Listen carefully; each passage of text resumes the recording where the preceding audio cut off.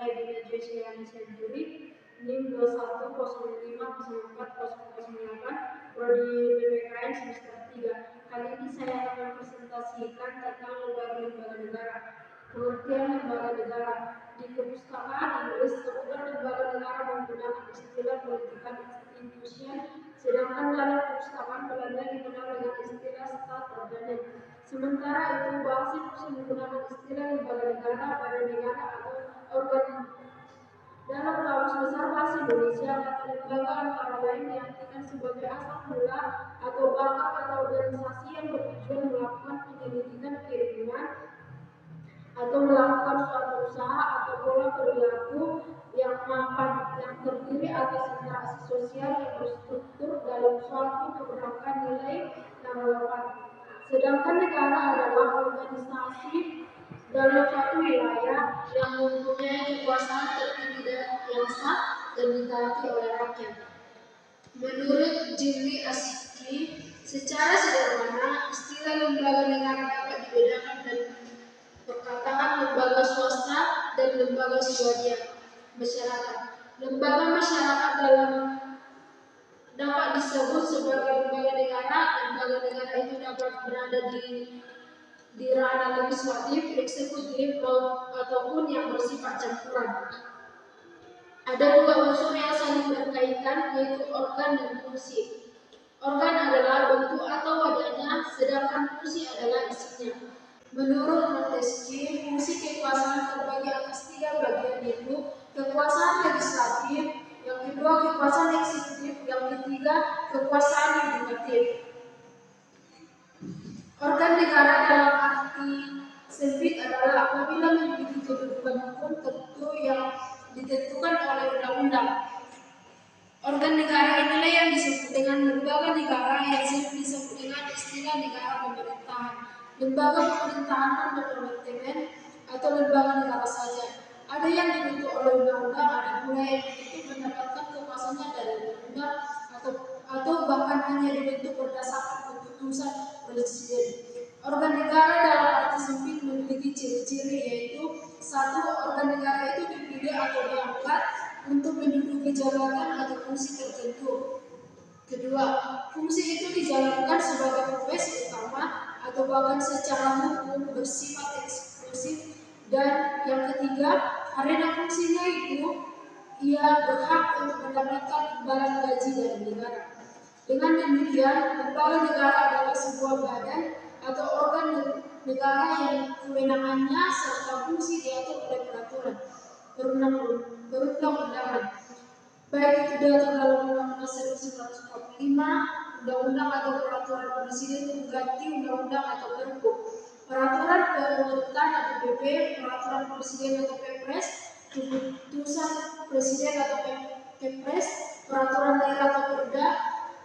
Lembaga negara yang bukan diatur oleh peraturan perundang-undangan bukan sebagai lembaga negara. Negara dan perkembangan lembaga negara. Di Indonesia mengenal 5 konstitusi yang telah berlaku di Indonesia, yaitu Undang-Undang 1945 berlaku 17 Agustus 1945 sampai 27 Desember 1949.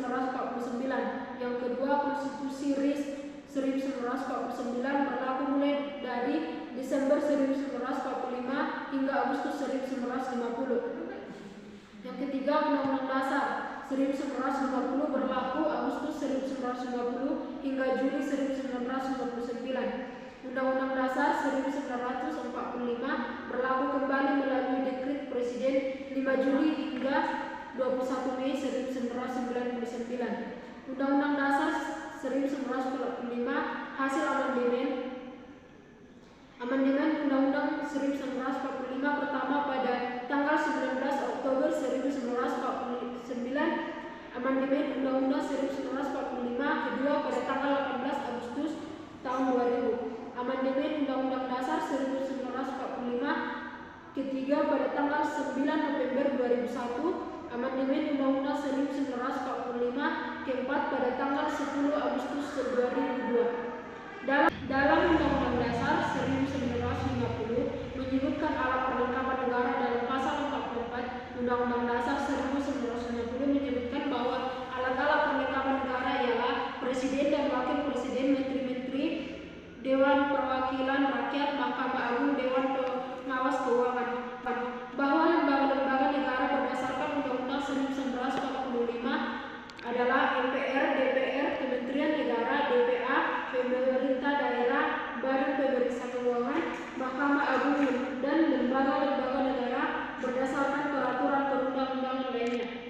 Lembaga negara pasca perubahan Undang-Undang 1945. Dalam Undang-Undang 1945 terdapat tidak kurang dari 34 organ yang disebut keberadaannya dalam Undang-Undang 1945.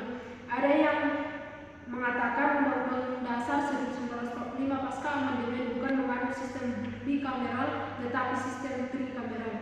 Undang-Undang 1945 pasca amandemen lembaga-lembaga negara baik kewenangannya diberikan oleh Undang-Undang Dasar 1945 maupun oleh undang-undang yang dimuat secara tegas nama dan kewenangannya, yaitu 1. Majelis Permusyawaratan Rakyat, 2. Mahkamah Agung, 3. Dewan Perwakilan Daerah, 4. Presiden, 5. Mahkamah Agung, 6. Mahkamah Konstitusi, 7. Badan Pemeriksa Keuangan, 8. Komisi Yudisial, 9.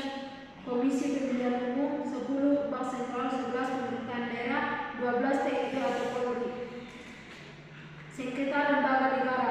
Hubungan antar satu lembaga dengan lembaga lain diikat oleh prinsip checks and balance, di mana diakui sederajat sebagai akibat adanya mekanisme hubungan yang sederajat. Timbul kemungkinan dalam melaksanakan kewenangan masing-masing terdapat perselisihan dalam menafsirkan amanat Undang-Undang Dasar 1945. Jika timbul persengketaan pendapat, maka tugas Mahkamah Konstitusi untuk memutuskan karena diberikan kewenangan oleh Undang-Undang Dasar 1945. Sengketa kewenangan antara lembaga negara legal standing pemohon haruslah didasarkan pada adanya kepentingan langsung terhadap kewenangan yang dipersengketakan berdasarkan ketentuan pasal 24C ayat 1 Undang-Undang 1945 dan pasal 10 ayat 1 Undang-Undang Mahkamah Konstitusi. Maka syarat permohonan sengketa kewenangan lembaga negara yaitu A. Pemohon adalah lembaga negara yang disebut di dalam Undang-Undang Negara Republik Indonesia tahun 1945. Yang kedua, kewenangan yang disengketakan adalah kewenangan yang diberikan oleh Undang-Undang Dasar 1945. Yang ketiga, lembaga negara mempunyai kepentingan langsung terhadap kewenangan yang dipersengketakan. Untuk memahami lembaga negara terlebih dahulu harus melakukan pengelompokan berdasarkan dasar hukum, fungsi, dan segi hierarki. Dari segi dasar hukumnya, lembaga negara dibentuk dengan Undang-Undang Dasar, Undang-Undang Peraturan di bawah Undang-Undang. Dari segi fungsinya, lembaga tersebut ada yang bersifat utama dan primer, dan yang bersifat sekunder atau penunjang. Sedangkan dari segi hierarki, lembaga itu dapat dibedakan ke dalam 3 lapis.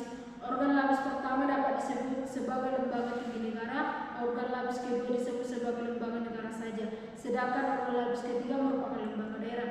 Organ-organ konstitusi pada lapis pertama dapat disebut sebagai lembaga tinggi negara yang nama dan kewenangannya terdapat dalam Undang-Undang 1945, yaitu Presiden dan Wakil Presiden, yang kedua Dewan Perwakilan Rakyat, yang ketiga Dewan Perwakilan Daerah, yang keempat Majelis Permusyawaratan Rakyat, yang kelima Masyarakat Konstitusi, yang keenam Mahkamah Agung, yang ketujuh Badan Pemeriksa Keuangan.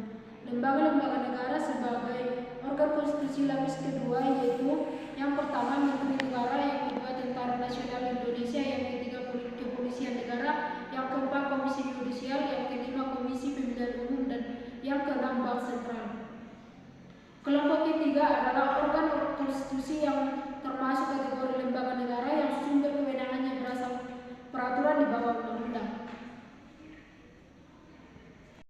Selanjutnya lembaga-lembaga daerah yang diatur dalam bab 4 Undang-Undang Dasar 1945 tentang pemerintahan daerah, lembaga undang-undang judul di sana. Lembaga-lembaga daerah yang diatur dalam bab 6 Undang-Undang Dasar 1945 tentang pemerintahan daerah, lembaga-lembaga daerah itu adalah pemerintahan daerah provinsi, gubernur, DPRD provinsi, pemerintahan daerah kabupaten, bupati, DPRD kabupaten, pemerintahan daerah kota, wakil kota, DPRD kota.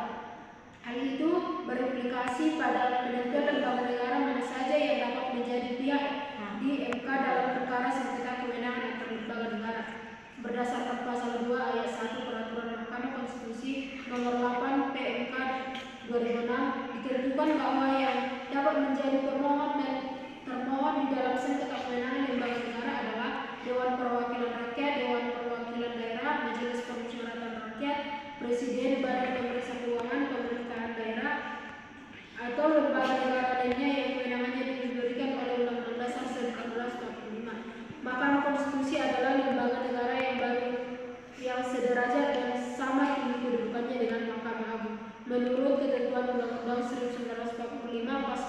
perubahan keempat tahun 2002 dalam struktur kelembagaan terdapat setidaknya 9 buah organ negara yang secara langsung menerima pemilihan langsung dari Undang-Undang Dasar, yaitu DPR, DPD, MPR, BPK, Presiden, Wakil Presiden, MA, MK, KY.